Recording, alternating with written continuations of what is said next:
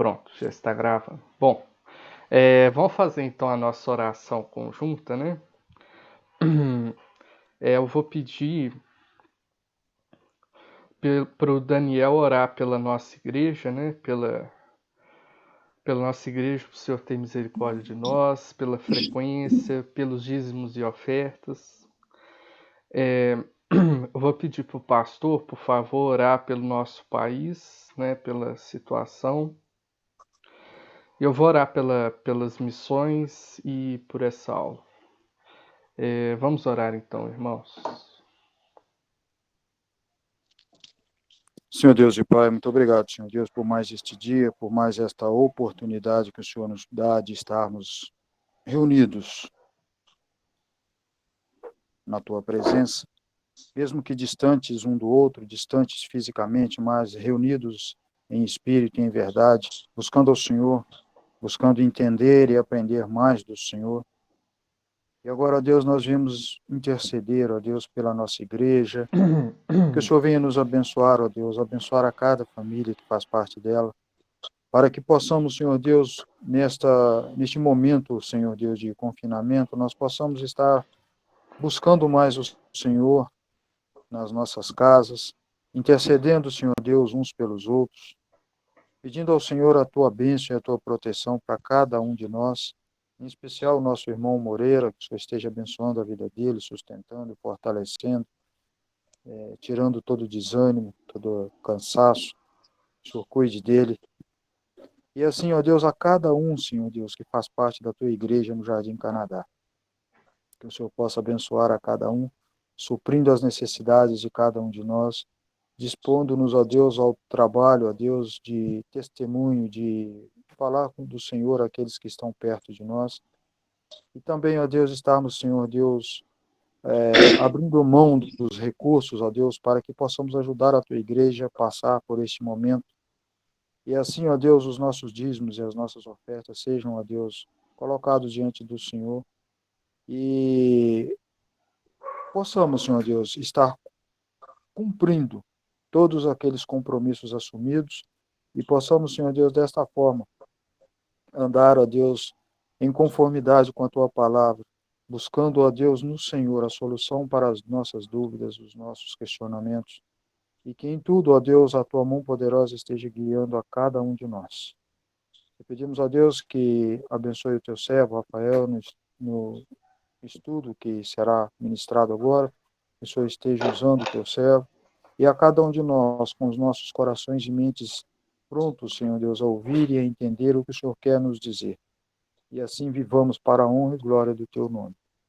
Seja conosco, ó nosso Deus, dando-nos um dia de paz e de alegria na Tua presença, dando-nos, ó Deus, a Tua bênção, a Tua paz, em nome de Jesus. Amém.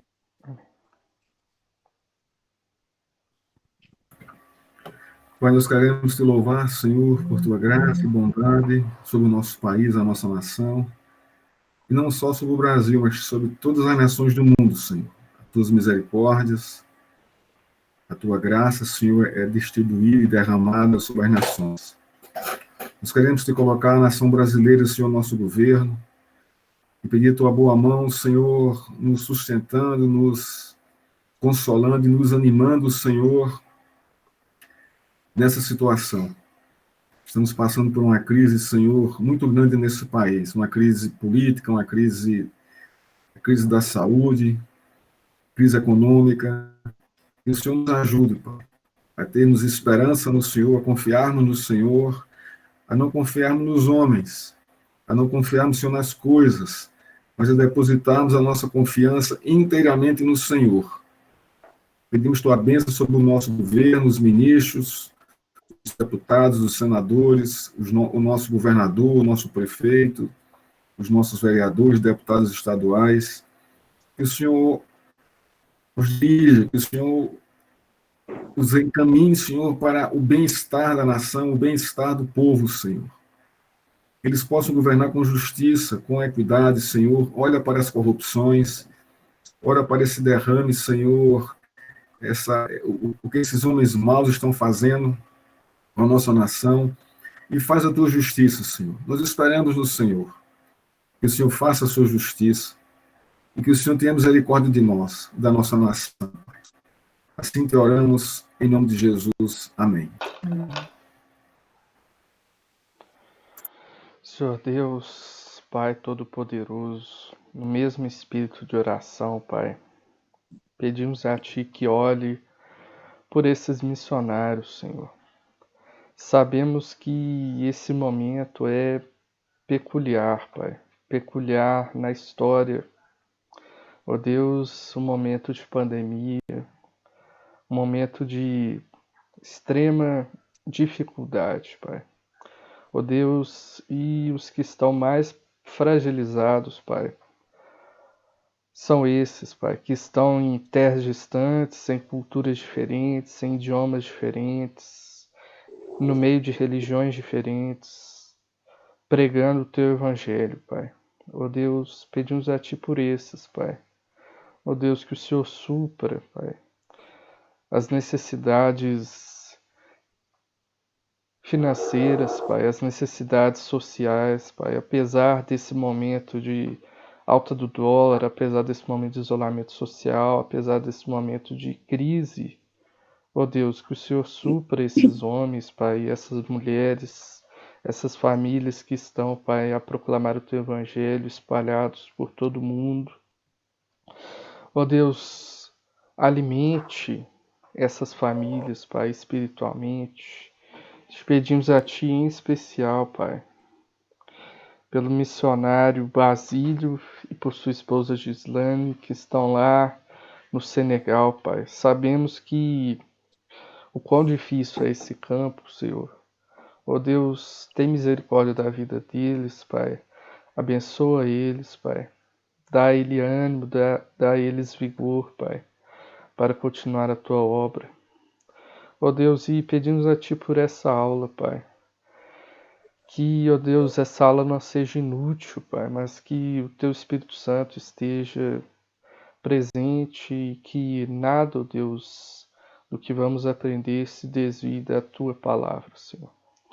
Ó Deus, e oramos no nome do Teu Filho Jesus, Pai. Amém. Irmãos, então vamos agora continuar aqui o nosso estudo do panorama bíblico, né? Hoje, aula passada, nós vimos a introdução aos livros proféticos e nessa aula nós vamos começar então o livro de Isaías. Mas antes, né, como a gente sempre faz, nós vamos fazer uma pequena revisão, né? Na aula passada nós vimos então essa introdução a esse bloco, né, o bloco dos livros proféticos. E assim, a gente viu a diferença entre os profetas maiores e menores. Não é uma diferença que simplesmente uns escreveram mais coisas, né? Uns têm mais material, os livros são maiores, né, literalmente, e outros são menores, né? Essa é a diferença desses dois grupos. Nós vimos a importância dos contextos históricos nos livros proféticos, nós não devemos desprezar isso, isso é fundamental para a gente compreender melhor toda a Bíblia, né? Não só os livros proféticos, mas os livros proféticos são mais complicados, né? Geram mais dificuldades se a gente excluir o contexto histórico. Nós vimos que são basicamente três os contextos históricos dos profetas. Nós vimos que o primeiro é o julgamento por meio dos assírios, né? Nós vimos que quem foi tomado, né, pelo Império Assírio foi Israel, foi o Reino do Norte, cuja capital é Samaria, lá em 740 a.C., se eu não me engano. E o segundo contexto histórico é o julgamento por meio dos babilônicos. Então nós vimos que quem foi tomado por Babilônia foi o Reino do Sul, foi Judá, cuja capital é Jerusalém, foi tomada pela Babilônia, pelo rei Nabucodonosor. E nós vimos o terceiro contexto histórico principal dos profetas, que é a restauração, ou seja, é o momento que o povo de Deus vai sair desse exílio, vai sair dessa punição, né, de Deus por meio do exílio e vai voltar para a Terra Prometida. Então, são basicamente esses os três contextos históricos dos profetas. Nós vimos o papel dos profetas. Os profetas anunciam as palavras de Deus. Esse é o papel dos profetas. E é lógico que, se essas palavras são palavras de Deus, elas vão estar de acordo com a aliança que Deus fez com os homens. Ou seja, toda a palavra profética tinha que estar dentro do escopo deste livro. A palavra profética não vai fugir do que Deus, do pacto que Deus fez com o seu povo. E nós sabemos que um segundo ponto das profecias que são realmente verdadeiras, né, que são profecias realmente que Deus colocou na boca dos profetas, são que as predições devem se cumprir, né? Não, se um profeta é de Deus, se o profeta está transmitindo a voz de Deus, Deus não erra, né? Então, se ele disse que Deus disse que vai fazer certa coisa, então essa coisa deve acontecer sem sombra de dúvidas, com certeza. Aí nós vimos também, nós discutimos, na verdade, né, no final da aula, sobre o ofício de profeta, né? Ou seja, o chamado específico desses profetas, como, por exemplo, Isaías, né? Então, nós podemos perceber claramente que não existe mais o ofício mesmo, né, de profeta. Porém, as atividades proféticas, por exemplo, né, essa que a gente acabou de citar, que é a principal, é a função profética, anunciar a palavra de Deus, ela é cumprida hoje da mesma forma, né? Hoje, nós temos a palavra de Deus escrita, nós temos toda a revelação de Deus escrita, e cumpre a igreja, né, cumpre a nós aqui, anunciarmos essa palavra de Deus. Então, nesse sentido, nós cumprimos, né, a atividade profética. E hoje, então, nós vamos entrar no nosso primeiro livro profético, né, no primeiro livro profético da Bíblia, que é o do profeta Isaías. Deixa eu só compartilhar o slide com os irmãos.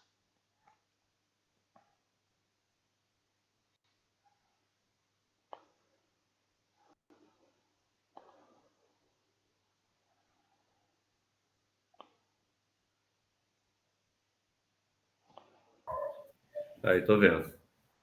Ok, que bom. Deixa eu só fixar aqui para os irmãos que forem ver a gravação conseguirem ver também.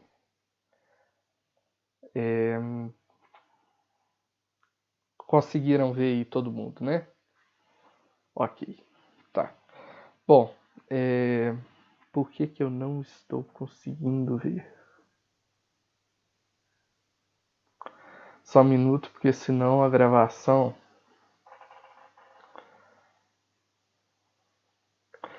Bom, infelizmente aqui não está aparecendo para mim, mas os irmãos lá que vão assistir depois vão entender. Bom, o livro, como a gente pode ver aí no slide, ele foi escrito pelo profeta Isaías, né? Isso a gente não tem dúvidas quanto a isso.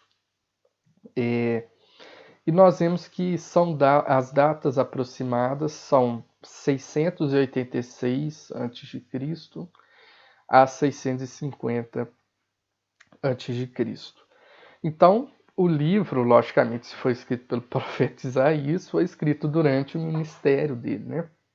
Foi escrito durante a vida dele, né? E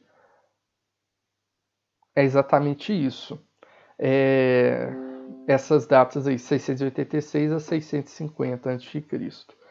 Então, nós temos que lembrar que, novamente, essa questão temporal, né, mas que é importante, Samaria foi destruída, ou seja, a Síria destruiu Samaria, a Síria invadiu o Reino do Norte e tomou Israel e levou Israel para o exílio em 740 a.C. Jerusalém seria tomada em 586 antes de Cristo. Então, o profeta Isaías já está temporalmente depois do exílio de Israel. A Síria já havia destruído Samaria quando o profeta Isaías nasceu. E o profeta Isaías não viu com seus próprios olhos a destruição de Jerusalém. Isso é muito importante para situar temporalmente os irmãos. Bom, o propósito diz: incentivar os contemporâneos do profeta a serem leais ao Senhor e exortar os futuros leitores exilados a se arrependerem de seus pecados e confiarem que, após o exílio, o Senhor abençoaria o remanescente fiel e as outras nações. Bem longo, né? Esse propósito. Bom, aqui, está condensada assim, o coração da profecia, né? O que é a profecia? Bom, aqui estão revelados as duas partes, né, da profecia, basicamente. Nessa primeira parte aqui do propósito, diz incentivar os contemporâneos do profeta a serem leais ao Senhor. Pronto. O que é isso? Isso é o caráter atual das profecias. Isso é o caráter do agora daqueles profetas. As profecias, elas exortavam o povo a ser fiel ao Senhor. Agora, nesse momento, no momento do profeta Isaías, era nesse momento que o povo deveria ser fiel ao Senhor. Então, as profecias vão anunciar a aliança de Deus com o povo. O que o povo deveria fazer? O que Deus queria que o povo fizesse dentro de sua aliança? Esse é o conteúdo da profecia e é o que o povo deveria fazer agora. O que Deus quer que o povo faça agora, nesse momento, no momento do profeta Isaías. Na segunda parte, a gente já vai ver a questão futura. Exortar os futuros leitores exilados a se arrependerem de seus pecados. Ok. Então, mesmo assim, não está sendo predição, né? Está sendo registro da palavra de Deus para as futuras gerações. O profeta está exortando os futuros israelitas, esses que sim vão ser exilados, esses que vão ser levados para a Babilônia, vão ser levados para a Síria, vão ser espalhados pelo mundo.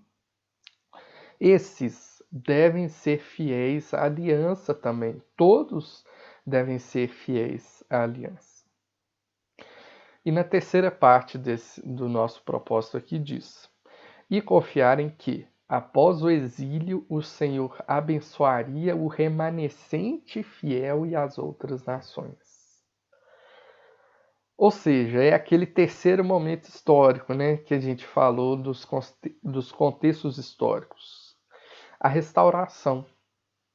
O profeta Isaías vai predizer, né, a respeito da restauração do povo de Deus.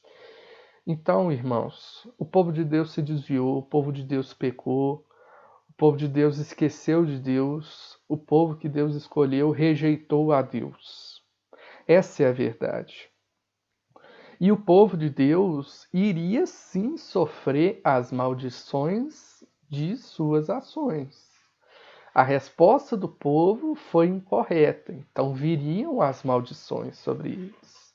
Mas, apesar das maldições que vão vir sobre o povo por sua desobediência, Deus vai cumprir a sua redenção. Deus irá salvar o povo apesar de sua dura cerviz, apesar de sua resposta péssima. Deus vai salvar o povo. O remanescente fiel vai continuar. Irmãos, vamos então entrar um pouco aqui no livro.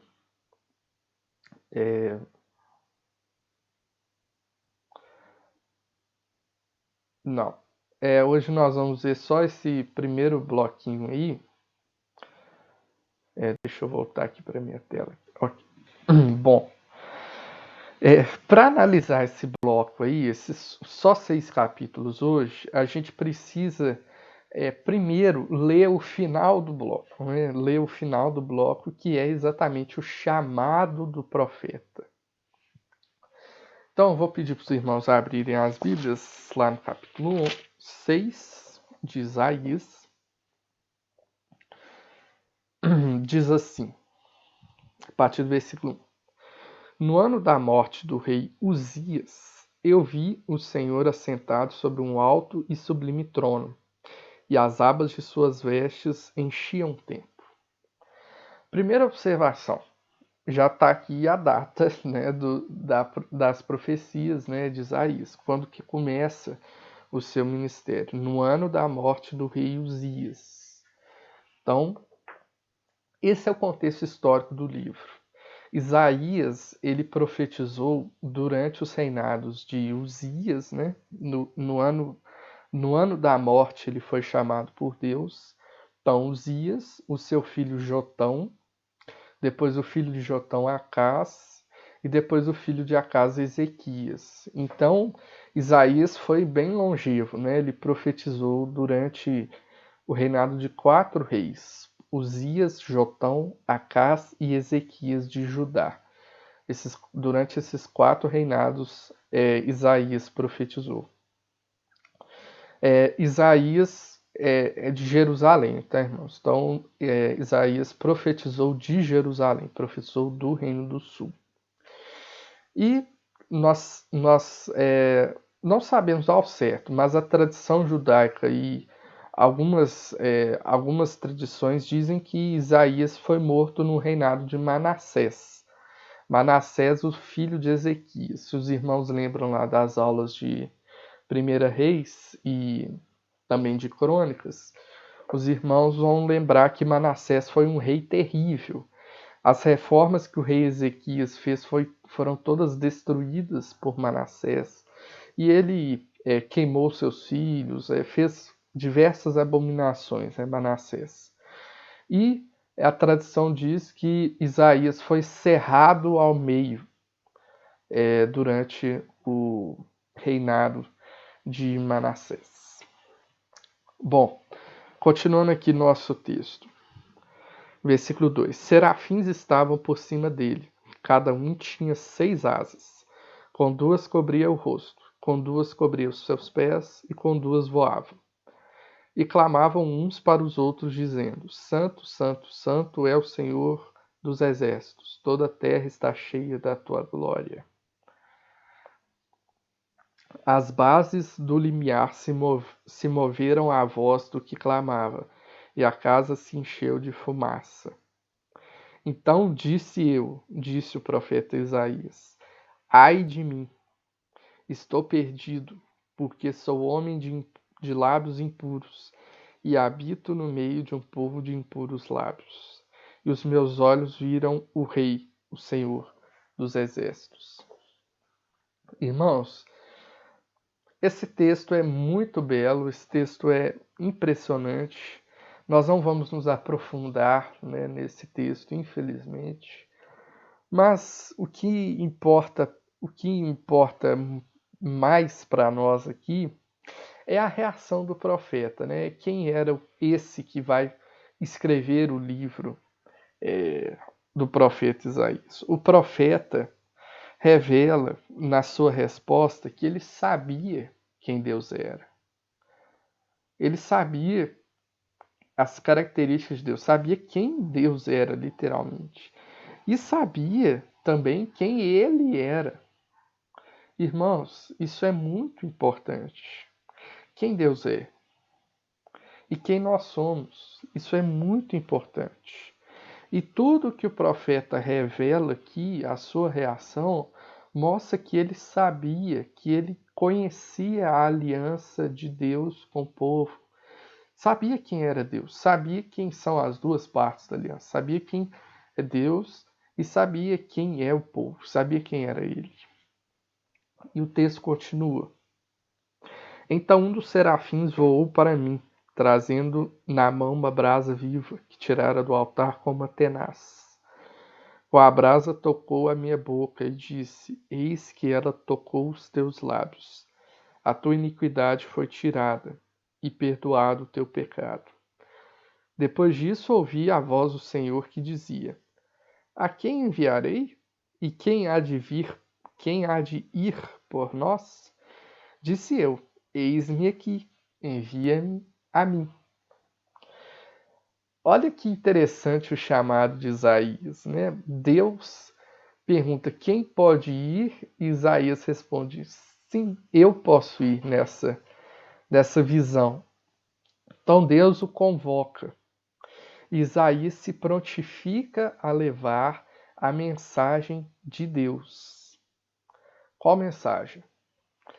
Vamos aqui no versículo 9 e 10, que diz assim: Então disse Deus, vai e dize a esse povo: ouvi e não entendais. Vede, mas não percebais. Torna insensível o coração desse povo.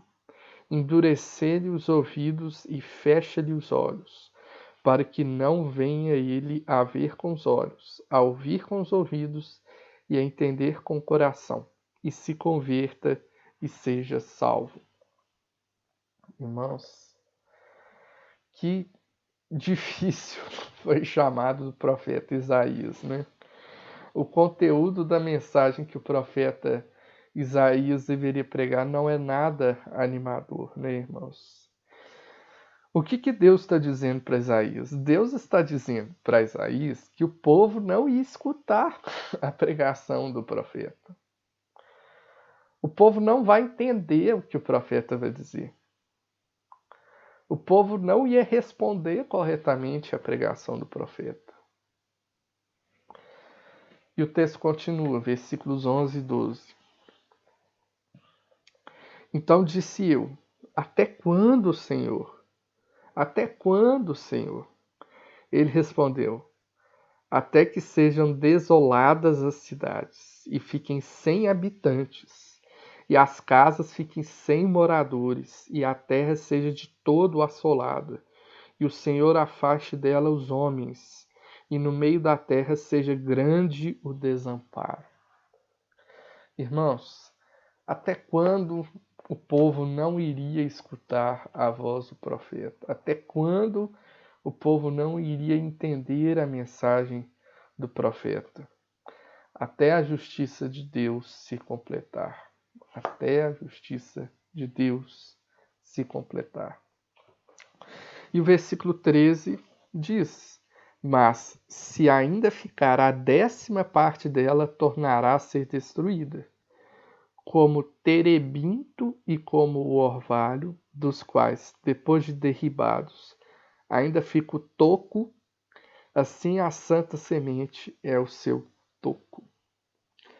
Irmãos, a justiça de Deus iria se cumprir. A justiça de Deus iria se cumprir. Mas a promessa do remanescente permanece. O remanescente fiel vai permanecer na nação de Israel. Então, por isso esse título do bloco, a mensagem de julgamento e restauração pregada por Isaías. O julgamento de Deus iria vir. Por quê? Porque Deus é o Senhor da aliança. Deus é justo, mas Ele também é gracioso. A restauração vai vir, mesmo com a teimosia do povo. Bom, irmãos, agora nós vamos ver então esse primeiro bloco do livro. E para entender melhor esses termos, né, aliança, as duas partes da aliança, quais são os papéis de cada parte, esse bloco é muito bom para entender essa questão da aliança. Nesses 6 capítulos, Isaías vai mostrar a natureza da aliança e a natureza desse pacto de Deus com o povo. Qual a natureza desse pacto? Primeiro, o que quer dizer aliança? Nós já vimos isso, mas vamos relembrar. É um contrato ou pacto firmado entre duas partes com regras específicas. Ótimo, né? Muito simples, né? Tem muitos exemplos hoje em dia, né? Por exemplo, eu vou comprar um carro. Então, eu chego lá no comprador, no vendedor, eu tenho dinheiro e ele tem um carro. Então, a gente faz um contrato de compra e venda, dizendo, eu vou dar o dinheiro e ele vai me dar o carro. Então, é basicamente isso.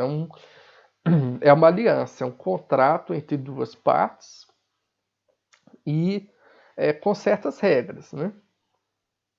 Ou seja, se eu não der o dinheiro, então não vai ter negócio. E se ele não me der o carro, não vai ter negócio. Basicamente essa a ideia da aliança. Na antiguidade, os contratos eram feitos em forma de pacto de sangue. Então, matavam-se animais, então imolava-se animais, partiam os animais ao meio e fazia aquela fileira.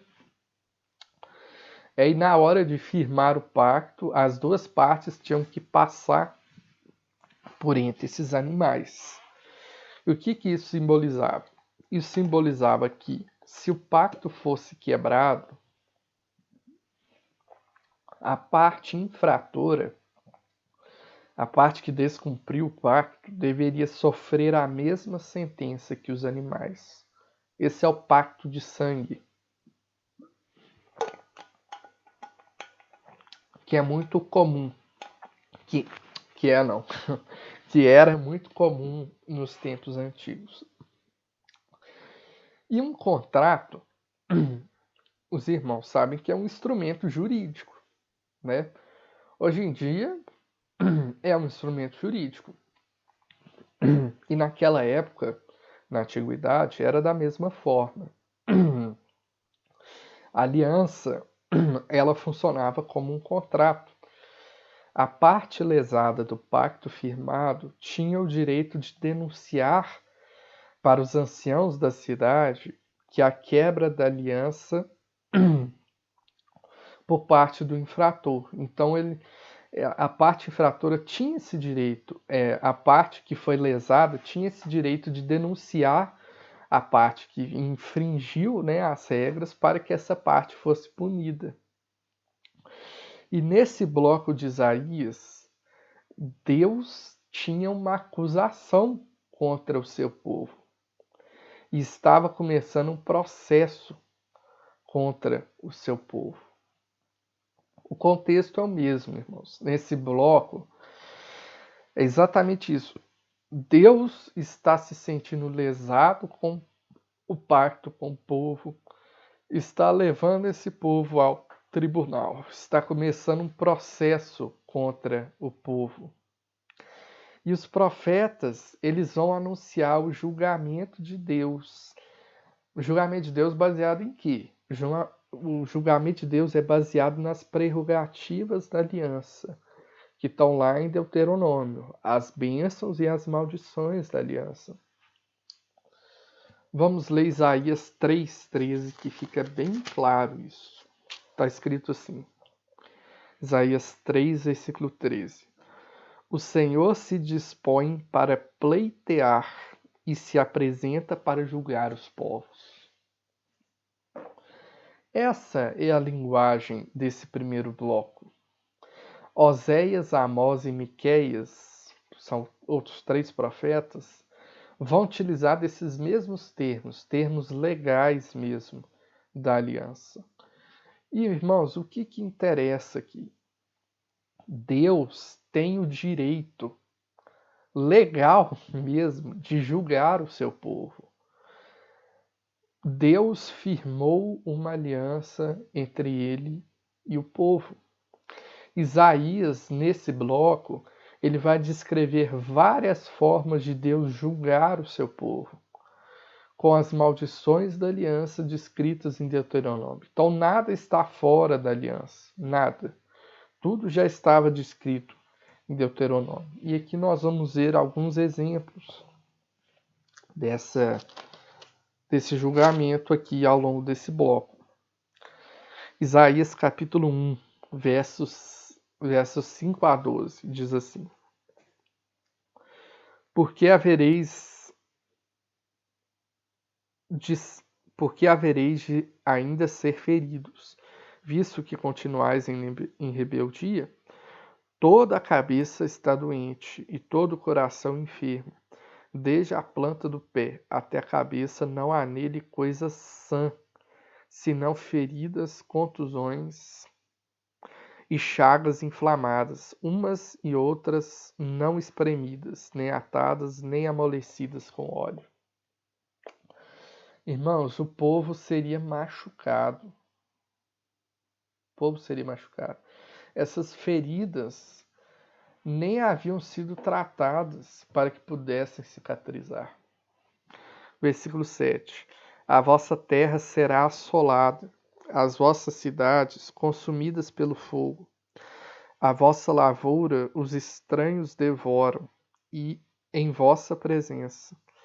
E a terra se acha devastada como numa subversão de estranhos. A terra vai ser arrasada, as cidades vão ser queimadas. Como que o povo iria se sustentar, né? Ter o que comer?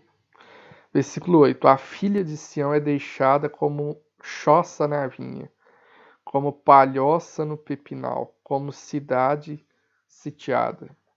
Filha de Sião, irmãos, é Jerusalém. Jerusalém vai ser destruída. Aqui o profeta Isaías predizendo o que vai acontecer no futuro. Jerusalém vai ser destruída. Jerusalém vai ficar deserta. Os sacrifícios de Jerusalém, os sacrifícios desse povo mau vão ser rejeitados. Versículo 11 diz: De que me serve a mim a multidão dos vossos sacrifícios, diz o Senhor? Estou farto dos holocaustos de carneiro e da gordura de animais cevados, e não me agrada o sangue de novilhos, nem de cordeiros, nem de bodes. Os sacrifícios de Jerusalém não seriam aceitos. Irmãos, um segundo exemplo do juízo de Deus, os versículos 28 a 31 dizem: Mas os transgressores e os pecadores serão juntamente destruídos, e os que deixarem o Senhor perecerão. Porque vos envergonhareis dos carvalhos que cobiçaste, e sereis confundidos por causa dos jardins que escolhestes. Porque sereis como o carvalho, cujas folhas murcham, e como a floresta que não tem água. Forte se tornará em estopa, e a sua obra em faísca. Ambos arderão juntamente, e não haverá quem os apague. Irmãos, o Senhor vai se vingar dos seus inimigos. O Senhor vai se vingar dos seus inimigos. E os rebeldes e os pecadores que abandonaram a Deus vão perecer. Os pecadores que sobrevivessem seriam desgraçados por sua idolatria.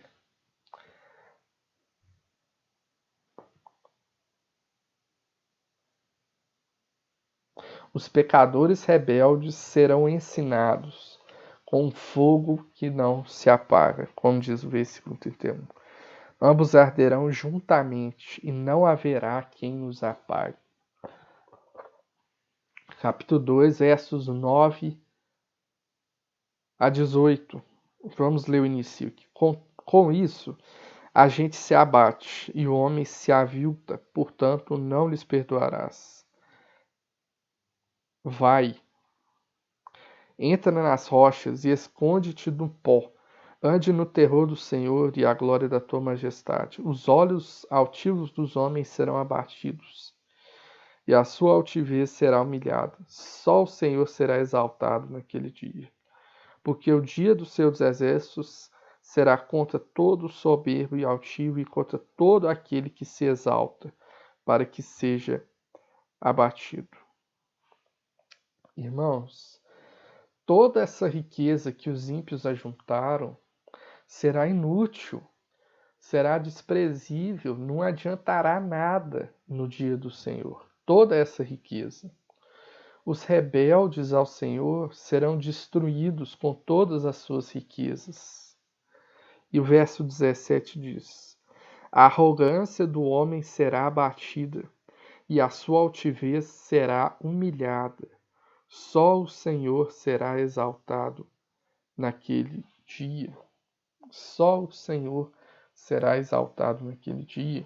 Os versículos 19 a 21 dizem: então os homens se meterão nas cavernas das rochas, nos buracos da terra, ante o terror do Senhor e a glória de sua majestade, quando ele se levantar para espantar a terra. Naquele dia os homens lançarão às toupeiras e aos morcegos os seus ídolos de prata e os seus ídolos de ouro, que fizeram para ante eles se prostrarem. Meter-se-ão pelas fendas das rochas e pelas cavernas das penhas, ante o terror do Senhor e a glória de sua majestade, quando ele se levantar para espantar a terra. Irmãos, os ídolos vão ser inúteis no dia do Senhor. Está aqui, os homens lançarão às toupeiras e aos morcegos os seus ídolos de prata.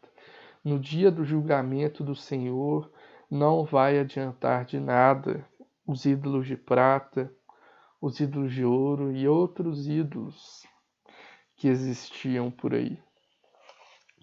E o capítulo 3 de Isaías vai mostrar o julgamento de Jerusalém. O que vai acontecer com Jerusalém? Tudo será levado de Jerusalém. Tudo. Por quê? Porque ela se tomou como Sodoma. Tudo será levado de Jerusalém. Jerusalém vai ser destruída. E é interessante porque a anarquia social é mostrada como julgamento de Deus sobre o povo. Então o profeta vai mostrar que a confusão social, ou seja,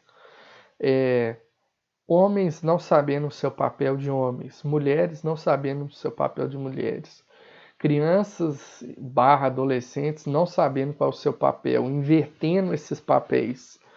Isso foi julgamento de Deus sobre a nação de Judá naquela época. Capítulo 5, versos 8 a 25. É muito interessante essa passagem, irmãos, porque o profeta utiliza do exemplo da vinha, né? Então vamos imaginar que a gente está cuidando de uma horta, e aí a gente está cuidando da horta e de repente, sei lá, acontece alguma coisa e nasce um monte de mato na horta e a horta fica cheia de mato. O que a gente vai fazer com a horta? A gente vai meter enxada e fazer tudo de novo, né? A gente vai tirar os matos tudo fora, vai tirar tudo dali, limpar a terra e começar tudo de novo, né? Irmãos, Deus estava cuidando de Israel. Deus estava cuidando dessa vinha, dessa horta, mas a nação só produzia frutos ruins.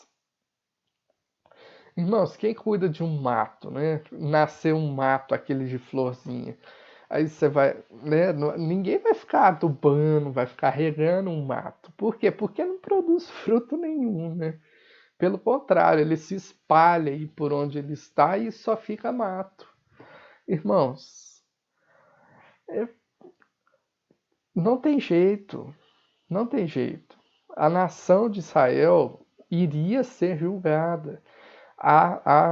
É a mesma analogia. Quando uma horta está completa, está cheia de mato, só resta passar a enxada e deixar a terra limpa de novo e começar tudo de novo.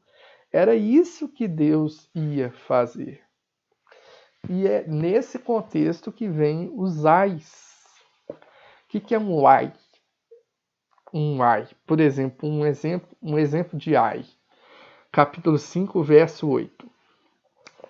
Ai dos que ajuntam casa a casa, reúnem campo a campo, até que não haja mais lugar, e ficam como únicos moradores da terra. Outro exemplo de ai, versículo 11. Ai dos que se levantam pela manhã e seguem a bebedice e continuam até alta noite, até que o vinho os esquenta. Versículo 18. Ai dos que puxam para si a iniquidade como cordas de injustiça e do pecado, como tirantes de carro. Versículo 20. Ai dos que mal chamam bem e mal que fazem da escuridade luz e da luz escuridade. Põe o amargo por doce e doce por amargo. Ai dos que são sábios a seus próprios olhos e prudentes ao seu próprio conselho. Ai dos que são heróis para beber vinho e valentes para misturar bebida forte. Irmãos, esses são os ais. É um ai de vai vir o julgamento do Senhor sobre essas pessoas. O julgamento do Senhor não vai tardar sobre essas pessoas. E por fim, Isaías 6, como a gente já leu aqui do chamado do profeta. Ninguém ia crer na pregação do profeta. Essa era a realidade. Então, a pregação do profeta, o profeta iria anunciar a palavra de Deus, mas ninguém ia escutar a palavra do profeta. Veja que realidade difícil do povo de Judá. Veja que realidade difícil de Israel, do povo de Deus. E ao chegar nesse ponto, a gente pode se perguntar, mas não havia nenhuma graça da parte de Deus? Não havia nenhuma misericórdia da parte de Deus? Irmãos, Isaías é muito claro. A graça vai vir. Vamos voltar lá no capítulo 1, verso 18 e 19. Diz assim: Vinde, pois, e arrazoemos, diz o Senhor. Ainda que vossos pecados sejam como a escarlata, eles se tornarão brancos como a neve. Ainda que sejam vermelhos como o carmesim, se tornarão como a lã. Se quiserdes e me ouvirdes, comereis do melhor dessa terra. Irmãos, o que é esse vinde e arrazoemos? É o chamado para discutir a questão, é o chamado para entender a questão. O povo deveria entender a aliança de Deus com a nação. O povo deveria se submeter aos desígnios de Deus. Deus não diz que o povo é santo. Deus diz aqui, os pecados seus são isso. Vocês estão todos sujos de pecado. Né? É como um carmesim, como um vermelho, muito vermelho. Deus diz que o povo é santo, mas diz que ele é misericordioso. Irmãos, aqueles que obedecessem à aliança receberiam perdão.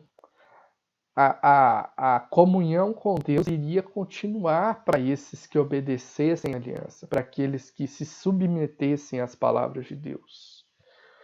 Versículo 5 do capítulo 2. Vinde, ó casa de Jacó, e andemos na luz do Senhor. Irmãos, o convite está aberto à nação. O convite feito por Isaías da parte de Deus. O povo deve andar nos caminhos de Deus. O povo deve conhecer a aliança. O povo deve ser bênção para as outras nações. Versículo 22 do capítulo 2. Afastai-vos, pois, do homem cujo fôlego está no seu nariz, pois em que ele é estimado? Irmãos, aqui Deus está graciosamente chamando a atenção do povo. Deixem de ter confiança no homem, tenham confiança no homem. O povo abandonou o modo de viver da aliança, o povo esqueceu quem é Deus, o povo esqueceu quem ele é para viver segundo seus vários estilos de vida, né? Segundo os estilos de vida das outras nações, segundo os estilos de vida próprios. Irmãos, o povo deve ter estima, o povo deve confiar em Deus e não nos homens. O povo deve confiar em Deus. Capítulo 5, 16 e 17 diz assim: Mas o Senhor dos Exércitos é exaltado em juízo, e Deus, o Santo, é santificado em justiça. Então os cordeiros pastarão lá, como se no seu pasto, e os nômades se nutrirão dos campos dos ricos lá abandonados. Irmãos, mesmo com toda essa desgraça mesmo, né? Mesmo com todo esse juízo de Deus, quando o povo de Deus reconhecer quem é Deus, quem realmente Deus é, a sua vida seria grandemente abençoada. Apesar do juízo de Deus que certamente viria, aqueles que se arrependessem, aqueles que se submetessem à aliança, iriam, irmãos, ter a sua vida grandemente abençoada. Então, o povo israelita da época de Isaías havia se esquecido de Deus. Havia se esquecido dos grandes feitos de Deus em favor do seu povo. Havia se esquecido de tudo, da escolha de Abraão, havia se esquecido de Noé, havia se esquecido do Egito, de quando eles eram escravos, havia se esquecido da travessia do deserto, da abertura do mar, havia se esquecido da conquista da terra, havia se esquecido disso tudo. Irmãos, o povo de Deus havia se esquecido de quem Deus é. Quem Deus é. Isaías é levantado por Deus para lembrar o povo. Isaías é levantado por Deus para anunciar a palavra de Deus ao povo de Israel e de Judá. Isaías é chamado para que o povo se arrependa de sua ignorância e volte para Deus. Ignorância tanto no sentido de falta de conhecimento, tanto no sentido de realmente ignorar mesmo, saber, mas ignorar. O povo deveria se voltar para Deus. Irmãos, novamente, a profecia é atual. O povo deve ouvir a voz do profeta agora. Assim como nós discutimos na semana passada, no final da aula, as palavras dos profetas sempre estavam dentro da aliança. O profeta Isaías está simplesmente reafirmando as palavras da aliança que o povo tinha se esquecido.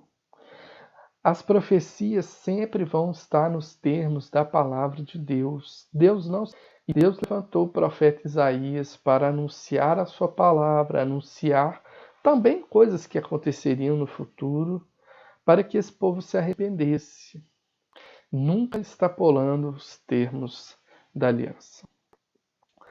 Irmãos, encerramos aqui a nossa aula, então. Eu vou terminar a apresentação dos slides. Acho que tá. Bom, irmãos, agora nós abrimos para alguma dúvida, né? Se houver algum comentário, e o pastor vai dar uma palavrinha também. Os irmãos podem ficar à vontade.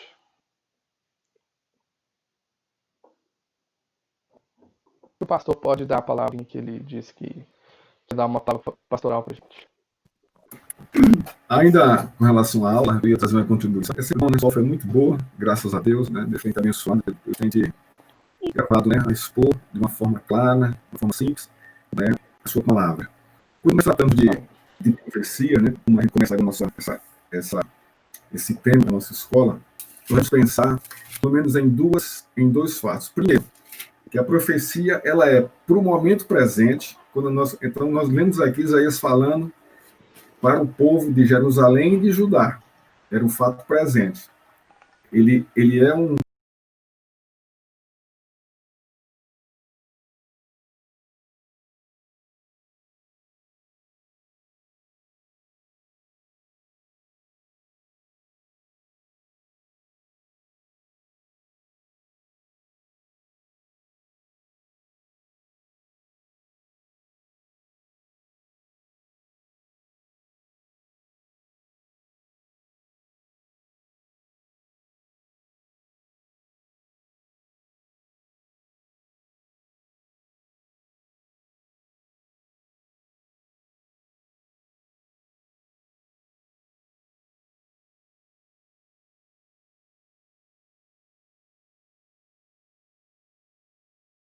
profeta pré-exílio, não é? Israel ainda não tinha entrado no exílio, mas ele estava profetizando que se o povo continuasse daquela forma, se não se arrependesse, Deus ia levar o povo, usar o seu juízo e levar esse povo ao exílio, preservando o remanescente.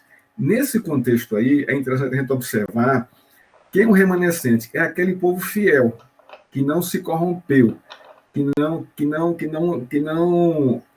não deixou a aliança com Deus, mas mesmo assim, esse povo vai sofrer o juízo que a grande maioria está sofrendo.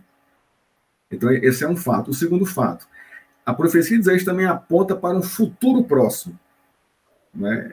Isso é interessante, né?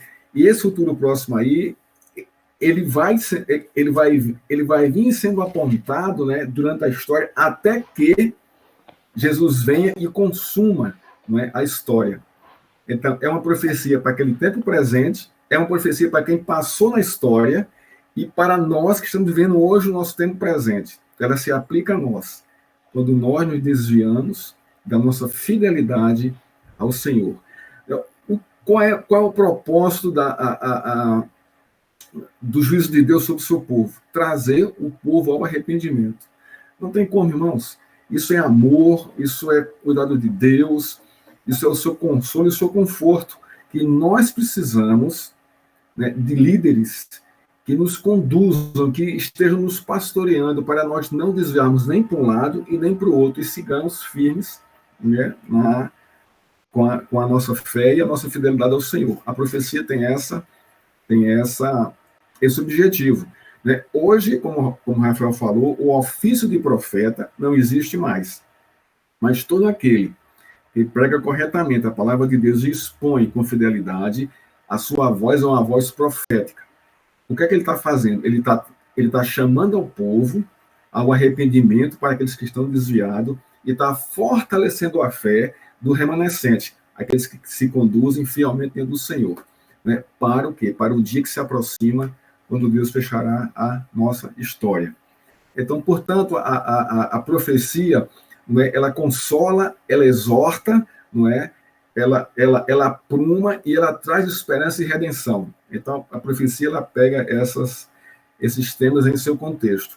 Não é Deus apenas usando assim porque ele quer usar o seu juízo, não. Ele faz isso, né, constrangido. A gente vê aqui que ele chama aqui o povo ao arrependimento várias vezes, né, para que o povo conserte. Então, Deus sendo fiel à sua própria palavra e sua própria honra, né? Ele está sendo glorificado com isso. Quando a sua justiça ela é exercida, Deus se glorifica, né? Quando ele não faz isso, é impossível ele não fazer isso, porque ele não vai trazer glória para si mesmo. Então, o que é que ele faz? Ele cumpre a sua palavra que o glorificará, né? Ok, irmãos?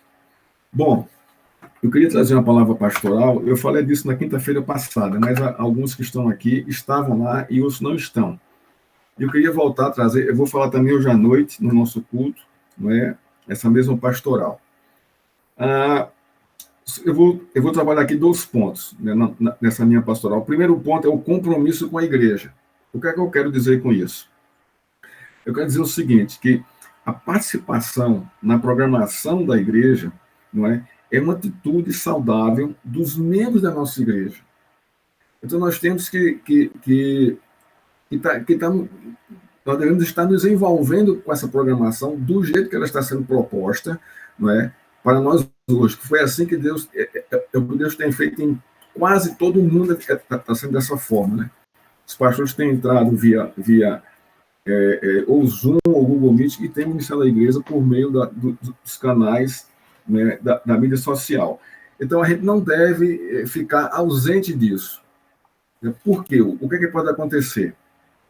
Vai acontecer o desvio, o desinteresse, vai acontecer, você vai ficar procrastinado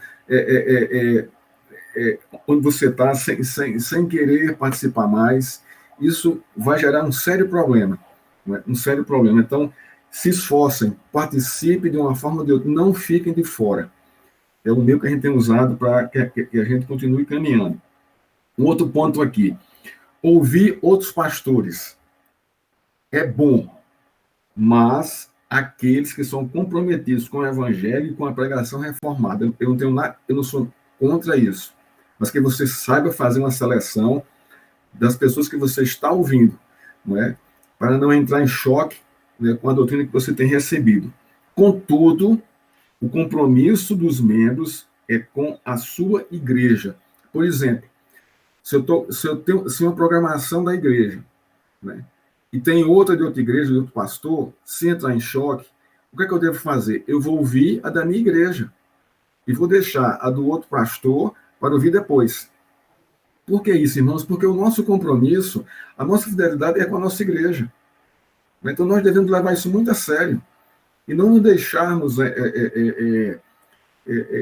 ir para outra programação porque a aula é chata, porque o pregador é chato, tal, ou porque o pastor é isso, aquilo, outro. Então, isso começa a mostrar, isso começa a refletir uma insatisfação com a sua igreja. Não é? Você está trocando essas programações. Né? Não faça isso.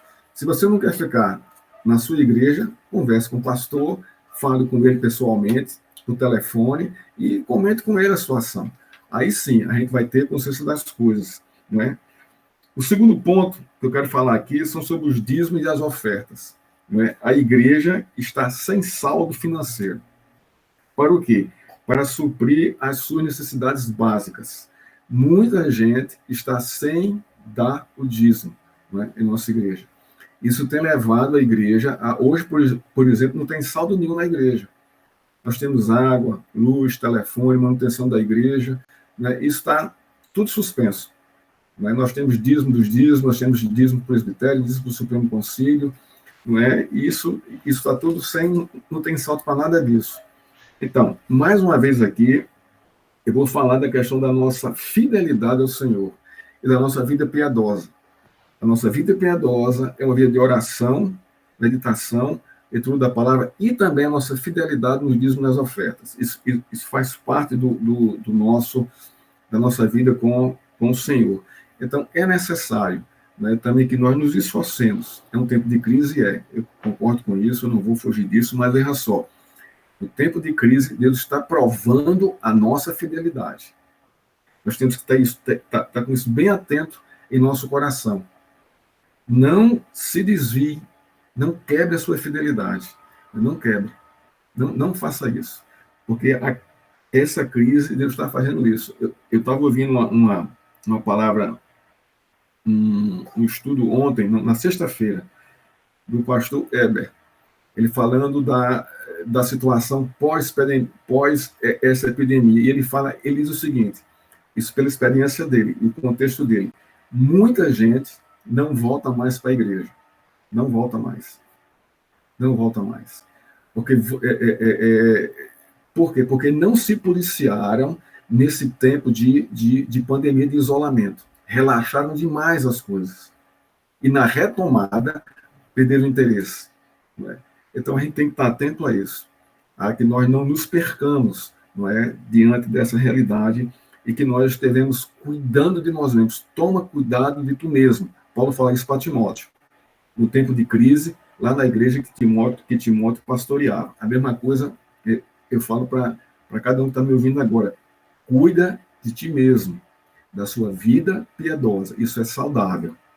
Isso é saudável.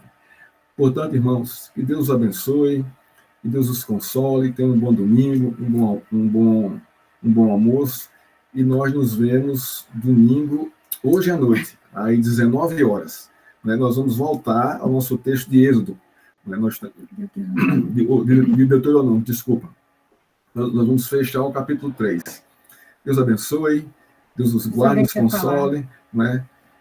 E se alguém quiser falar...